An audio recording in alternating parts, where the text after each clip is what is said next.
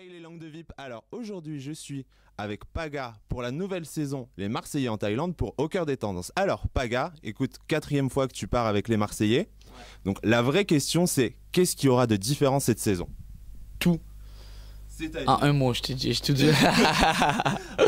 Alors, je développe, que ce soit dans le travail, dans l'amour, dans l'amitié, dans les disputes, dans ce qu'on a pu faire, l'île de survie, les tribus, chez les carènes, les femmes au long cou, la full moon. Après, je te dis, je garde un peu des hein, on va pas tout dévoiler, mais la Thaïlande, c'est juste formidable. On était sur une île paradisiaque au Samui et c'est une régalade, comme on dirait à Marseille. Alors justement, pourquoi est-ce que tu as accepté cette 4e saison, toi, de ton côté? C'est quoi ce qui t'a fait partir? C'est la destination, l'envie de retrouver tes potes? Ce qui m'a fait partir, c'est de partir conquérir un nouveau pays, dans un nouveau continent qu'on n'avait pas encore fait.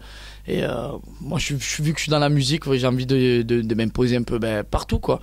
Et j'aime partir à l'aventure et surtout avec ma petite famille marseillaise, retrouver mes fratés, ça me fait toujours du bien. Ouais, vraiment. Ok, alors il y a quand même une grosse nouveauté pour toi cette saison. C'est que tu es en couple et que tu es fidèle.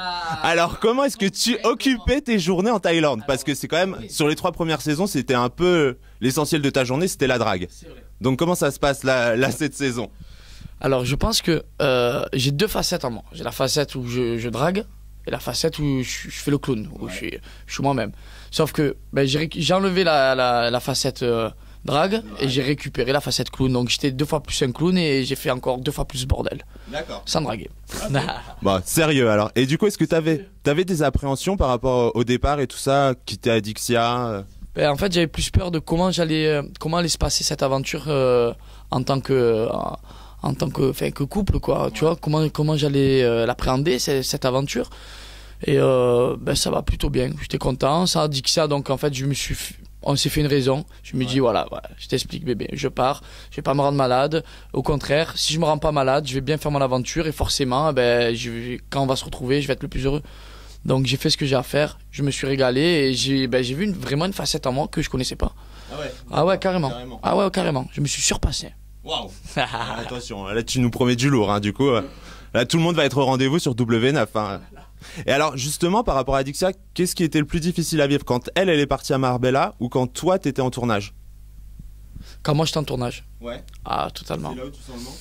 Quand tu es à la maison, quand tu es à domicile, on va dire, tu as la famille, tu as les amis, tu as tes repères tout simplement. Là, aucun repère. Ouais. Aucun repère et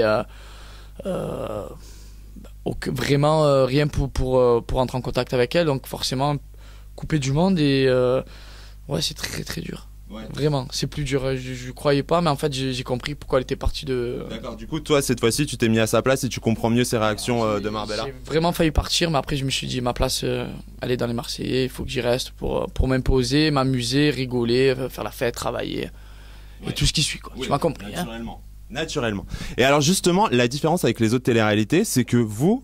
En tant que Marseillais, vous avez quand même des relations en dehors du tournage entre vous côtoyez et compagnie. Alors justement, là, pour que les téléspectateurs soient un peu au clair, quelles étaient vos relations avant le départ? Parce que des fois, hors caméra, il y a eu des clashs et on n'est pas au courant et du coup, on comprend pas pourquoi il y a des tensions entre telle ou telle personne. Alors là, en gros, comment ça se passe? Non, Jess et Julien qui se sont séparés. Ouais. On a toujours été... on est partis soudés. On était soudés déjà à la base, on est partis soudés et on revient, on est encore soudés donc. Parce qu'avec Antonin c'était un peu plus tendu, je trouve, à Rio entre vous. Du coup. Ah ouais, c'est un autre sujet que je peux pas aborder, mais non, enfin mis à part certains où il y a eu des petits quiproquos, mais je vais pas tout te dire, mais il faut quand même des surprises. C'est pas mal, déjà, tu as vu comme ça. Non, bon, alors. On va parler un peu des nouveaux aussi. Ouais. Qu'est-ce que ça a été ta réaction quand tu les as vus débarquer? Qu'est-ce que tu en as pensé au final par rapport à ceux que tu avais déjà vus? Parce que là, ça fait quand même 4 ans que tu en vois arriver. Ouais. Est-ce que tu trouves qu'il y en a qui se sont démarqués dès le début? Enfin, qu'est-ce que tu en as pensé tout simplement? En fait, peu importe ceux qui viennent, ils seront toujours bien intégrés. On n'est pas... Les ch'tis, c'est différent. Ouais, ils sont à part un peu. Ils mettent de côté les nouveaux. Nous, on n'est pas comme ça. Et moi, je les ai j'ai vraiment apprécié les filles comme les garçons, vraiment. Surtout Kevin, que je connaissais un peu sur Marseille. Et c'est un garçon que j'adore. Mais en fait, je les adore tous. D'accord. Voilà, vraiment. Et il n'y en a aucun qui m'a déçu et c'est le principal. Ah ouais, carrément. Il n'y en a aucun qui m'a déçu, c'est le principal. D'accord. Et alors justement, au niveau des nouvelles, quand même, est-ce qu'il y en a une qui aurait pu te plaire si ça avait été dans un contexte différent? Là, une fois que l'aventure elle est passée et que tu as pu les découvrir vraiment. Plaire, non. Non. Plaire, non, c'est pas du tout mon style. Mais après, en tant que célibataire, Oui. j'étais le plus gros cochon J'étais un gros cochon, faut dire ce qui est. J'étais un gros cochon. Après, on change tous. Ouais, voilà. Mais sinon, non, c'est pas ma cam. D'accord. Ok. Moi, ma cam, c'est Adixia. Non, mon bébé. Oh, c'est beau. Et alors justement, qu'est-ce que tu vas retenir toi de cette expérience en Thaïlande? Parce que bon, c'est le pays de la fête, mais c'est aussi celui de la spiritualité. Donc vous avez dû faire de belles rencontres quand même. Dans la bande-annonce, on voit déjà qu'il y a pas mal d'émotions dans cette saison. Ouais, en fait, j'ai rencontré un moine et c'est devenu mon pote. Ah ouais, tu t'as filé sur Twitter et tout, vous appelez. Non, super non. De rencontrer les moines, c'est bizarre. Ouais, le mot est bizarre. Ouais. On sait pas quoi leur dire. On est impressionné de les voir. D'accord. Voilà, donc après le rituel, il faut leur donner des offrandes. Enfin voilà, parce que les moines se nourrissent grâce aux offrandes. Vous leur avez donné un peu de silicone défi. Et puis ouais, voilà, je crois qu'il était. Il peut pas pareil. Ah. Il peut pas. Il a pas le droit. Ah, okay. Il a pas le droit. Ok, bon, compliqué. Et alors là, cette année, on va voir à un moment, vous partez sur une île et tout, avec Moundir justement, de Koh Lanta. Ouais, on part sur une île de survie. Et donc, je me rappelle, c'est moi qui ai aux jumelles. Et donc, je regarde cette île. D'un coup, je vois quelqu'un. Et j'ai dit, putain, je crois qu'il y a un gorille sur l'île. En fait, non, c'était Moundir. Il est habillé tout en noir. Il était derrière un arbre. Et voilà, je dis, bon, les gars, il y a Moundir. Et donc, ils ont halluciné tous. Pas gars, qu'est-ce que tu dis? J'ai regardé, prenez les jumelles. Et c'est Moundir. Et en fait, on arrivait, Moundir qui nous a aidés pendant 48 heures à survivre parce que c'est pas facile. Ouais. Ah, vraiment. Et justement, c'est quoi qui est pas facile? C'est la survie au global ou la vie entre vous? Là, c'était la survie. Le plus dur, c'est de pas pouvoir boire, en fait. Ah ouais. Manger encore, voilà, manger, tu as faim, tu as mal au cœur pendant 2-3 heures, mais après ça passe, tu peux dormir, donc tu dors. Mais la soif, c'est terrible. Et alors justement, on vous a souvent reproché par rapport au ch'ti de pas former une famille. Est-ce que c'est une épreuve qui a pu vous ressouder justement? T'as vu un peu, hein? Ah, merci. Ça fait plaisir.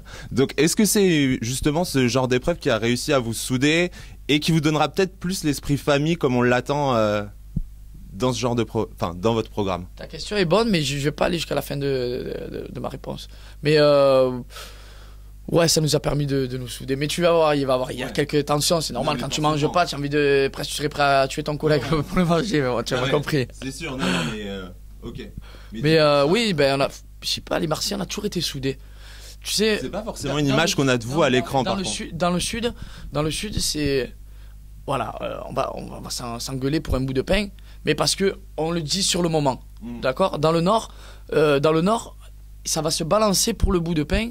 Ouais. Et ça va faire de l'hypocrisie, il va avoir c'était le téléphone arabe et nous il n'y a pas ça, c'est pour ça que on est chaud à Marseille, c'est qu'on a un truc à le dire, on le dit, voilà, on le dit. Ouais. Et forcément, oui, tous les jours on a des disputes, tous les jours on s'emboucane pour un shampoing, pour un bout de pain, pour une connerie, mais on est plus soudés que les ch'tis, ça c'est déjà il n'y a jamais eu de clan, team Vipère et team je sais pas quoi là, ouais. C'est quoi ces teams là, ouais, d'accord, okay. Nous à part faire la team cafard avec les garçons pour faire bordel aux filles et à tout le monde, c'est tout, mais c'est pour entrer dans leur jeu, mais non, les Marseillais sont vraiment très très soudés. D'accord, ok. Alors, maintenant on va passer à quelques petites questions langue de Vip quand même, hein, parce que c'est toujours intéressant. Alors, pendant que vous étiez en tournage, notre chère Charlotte a quand même déclaré sur le mag... Pardon, excuse-moi. Ok, ça c'est dit. Donc elle a déclaré qu'en fait vous l'aviez empêché d'intégrer l'aventure, que vous aviez pression sur la production pour qu'elle puisse pas rentrer dans le jeu. Alors moi je m'en branle, mais alors je pense que si elle n'est pas rentrée dans l'émission, premièrement je le dis, c'est que déjà c'est une fille que si j'avais pas été dans l'aventure à Rio, elle sert strictement à rien, aucun charisme, pas de caractère, une copieuse.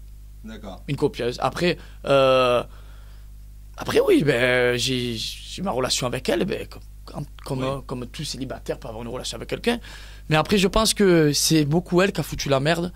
Parce que personne voyait en fait son vrai visage. Et ils ont compris son vrai visage qui elle était. Moi, quand je voyais que, quand j'étais avec elle, qu'elle faisait les yeux doux à Romain, qu'il s'est passé déjà des choses avec Julien pendant le tournage à Rio, que je l'ai su que maintenant. D'accord. Donc ça me fait bien rigoler. Et que là, je sais qu'elle a couché avec tout le monde. Enfin, tu vois, au bout d'un moment. Avec tout le monde quand même. Non, mais au bout d'un moment, il faut mettre les choses à sa, non, il faut mettre les choses à sa place. Tu es comme tu es. Voilà. Et c'est pas moi qui t'ai empêché d'intégrer les Marseillais. Si tu n'es pas capable d'intégrer de refaire une aventure, c'est que derrière, il y a des gens qui veulent pas de toi, quoi. Ouais, du coup, on est d'accord que toi, tu t'as jamais fait pression sur la production à aucun moment. Mais je m'en fous, moi je m'en moque. Même si elle avait été là, tellement que je suis un garçon que je suis pas rancunier, c'est un coup, on aurait mis les choses au clair, écoute, voilà, fais ta vie, je fais la mienne, et puis basta. Moi, j'ai aucune rancœur, aucune jalousie, je m'en fous. Je dis juste les choses comme elles sont. Ouais, du coup, là, tu lui en veux plus, toi. Pour toi, t'es complètement passé. Mais moi, je n'en veux pas du tout à cette fille. Moi, je n'en veux pas. Tant pis pour elle, si elle s'est mise dans des situations, qu'elle a créé des embrouilles. Moi, je suis un garçon et je supporte pas les embrouilles. Petite question, est-ce que t'en as voulu à la production de faire arriver Adixia aussi tard dans le programme? Parce que quand même, c'était un peu compliqué. Est-ce que... alors, Adixia, déjà, elle est venue, elle aurait pas dû venir. Ah ouais? Tout simplement parce que même si je suis en couple avec elle, c'est pas sa famille. Ils vont pas chaque fois me faire des offrandes. Tiens, Paga, tu es pas bien, on t'apporte Adixia. Après, au bout d'un moment, je suis en couple avec, il faut que j'assume. Mais non, je suis vraiment content qu'elle soit venue. Ouais, elle aurait pu ne pas venir. Voilà. Okay. Ouais, enfin, quand on t'a dit un ch'ti qui débarque et que t'as vu Jordan, c'est pas forcément la première personne à qui tu pensais, quoi. Ouais. Hein? Ouais, non, c'est sûr, vu comme ça, oui, mais bon, je suis amoureux et oui. Forcément, j'ai pas le choix, quoi. D'accord. Alors justement, t'es amoureux, vous vivez ensemble, vous connaissez vos familles respectives. Est-ce que maintenant vous pensez, vous avez évoqué le sujet des fiançailles ou quelque chose comme ça? Totalement. Je pense que je vais la demander en fiançailles d'ici quelques semaines. D'accord. Ouais, ça va se faire et je pense que le mariage d'ici 2-3 ans. Ok. C'est vraiment. Et les enfants d'ici 5 ans. Non, d'abord le travail, on passe au travail, ouais. mais ça va se faire parce que je sens que c'est la femme de ma vie, donc après. Ouais. Ça s'est fait comme ça. D'accord. Pourtant, je sais que j'étais un gros cochon. Ah, mais en même temps, ça s'est vu directement à l'écran aussi. On ressent bien qu'il y a quelque chose entre vous et que. Voilà, c'est vraiment mon alter ego. C'est la même que moi. C'est une évidence. En fille. C'est la même que moi en fille. Paga, Adixia. Ok. Voilà, ça va ensemble. C'est beau. Et alors justement, maintenant, on va clôturer cette interview parce que il y en a d'autres qui attendent, qui grattent à la porte. Là, on va s'en sortir. Ils sont pas aussi forts que toi, on s'en fout. C'est gentil. Et on va clôturer justement sur tes projets. Ouais. Alors maintenant, qu'est-ce que c'est pour toi Là, tu viens de finir le tournage, t'es revenu. J'avais dit la musique et ça va se faire, donc j'attendais le tournage, enfin que ça passe à l'écran. Voilà, dans quelques semaines. Là, j'attendais parce que c'est vrai que je disais souvent ça va se faire, mais c'était pas qu'un single. Je suis en train de préparer même un album derrière, donc okay. Donc voilà, là on va mettre en place le single et moi ça fait quand même 10 ans que je fais de la musique et que je me renfermais chez moi à composer pendant 5 heures et à pas jouer au foot parce que je suis un passionné vraiment de musique. Il n'y a pas que la télé. Moi, la télé, c'est venu après, quoi.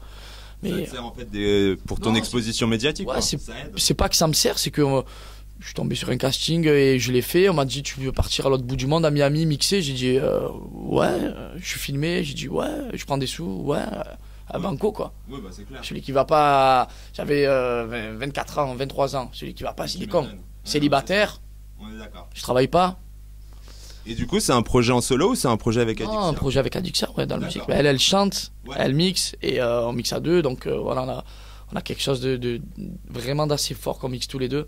Moi, dynamique, toujours derrière les platines à fond. Elle, ce côté un peu fille qui chante, posée, un peu son côté à elle belge. Ouais. On ressemble un peu côté belge et français, c'est cool. D'accord, ok. Bon, des beaux projets, quoi, alors. Ouais, des beaux projets. Et j'espère que ça a marché parce que ça marche pour des gens qui ont fait des musiques de merde, là. Ouais. Hein, voilà, faut dire. Et je vais pas dire que je suis le plus talentueux du monde, mais oui, sans prétention, ouais, j'ai des talents. Et j'aimerais bien que des fois on me donne un petit coup de pouce parce que pourquoi certains, et pourquoi ceux de la télé-réalité? C'est pas parce que j'ai fait de la télé-réalité, mon pote, tu vois. Ouais, non, oui. Au bout d'un moment, il faut remettre les choses à sa place. J'ai eu de la chance de faire ça, comme je t'expliquais, je suis parti. Oui, mais après, il y en a qui s'en sortent plutôt bien, hein. Dinjing qui sont sortis télé-réalité, si tu prends Quentin Moziman ou des gens comme ça. Après, c'est. Moi, concernant Quentin, je suis impressionné parce que c'est un passionné. Et je l'ai vu mixer. c'est vraiment un passionné comme je peux l'être. Voilà, il est à fond, il fait ce qu'il aime et moi c'est ça que j'adore. Peu importe, tu peux venir de n'importe où, même si tu travailles en France 3 ou demain tu as envie de faire la musique, tu es un passionné, ben vas-y, lance-toi. Tout le monde a sa chance et puis voilà, moi je trouve ça beau. Donc pourquoi pas moi? Bah oui, eh ben voilà. J'ai jamais tenté, pourquoi jamais tenté, toujours là, garder mes prods chez moi, ben maintenant je vais tout sortir et je vais essayer de... Et là, du coup, tu as une date de sortie déjà? Non, pas date de sortie, mais ça va se faire ouais, mars-avril, ça va se faire. D'accord, ok. Bon, bah, de toute façon, sur Au Cœur des Tendances, je vous donnerai toutes les infos, hein. Naturellement, le single de Paga, l'album de Paga, les fiançailles de Paga, vous saurez tout sur Au Cœur des Tendances. Donc voilà, je vous donne rendez-vous très très bientôt pour de nouvelles interviews. Et surtout, on ne loupe pas Paga sur W9 parce que ça va être du très très lourd dans les Marseillais en Thaïlande. Ça va être le feu. Je te fais le feu? Vas-y. Le feu. Le feu. Wow. Et ça, c'est secret, gros. Attention. Ah, il faut le découvrir qu'à W9. Hein.